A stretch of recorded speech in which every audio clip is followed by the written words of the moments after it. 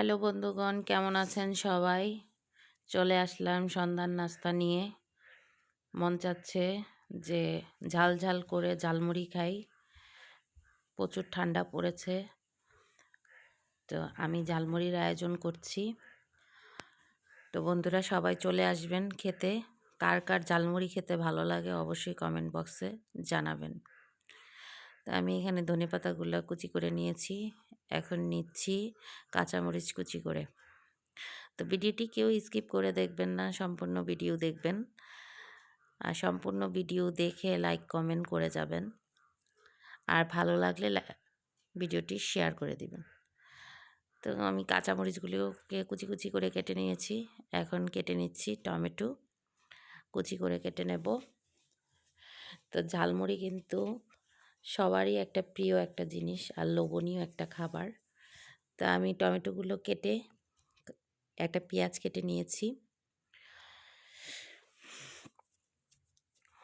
তো সন্ধ্যার সময় ঝাল ঝাল করে ঝালমুড়ি খেতে কিন্তু ভালোই লাগে, আরও প্রচুর ঠান্ডা পড়েছে। এখন এখানে দিয়ে দিলাম ঘুগনি,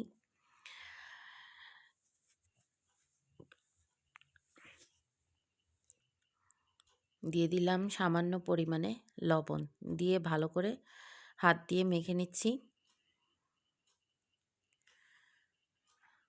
তো বন্ধুরা দেরি না করে সবাই চলে আসেন আমার সাথে।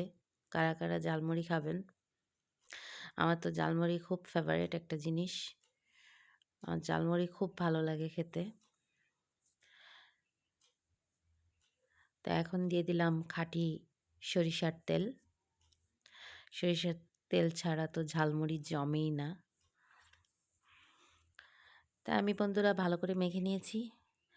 এখন মুড়ি দিয়ে দিব, দিয়ে ভালো করে মাখিয়ে নেব। তো বন্ধুরা ভিডিওটি ভালো লাগলে অবশ্যই লাইক কমেন্ট আর একটা করে শেয়ার করে দিবেন।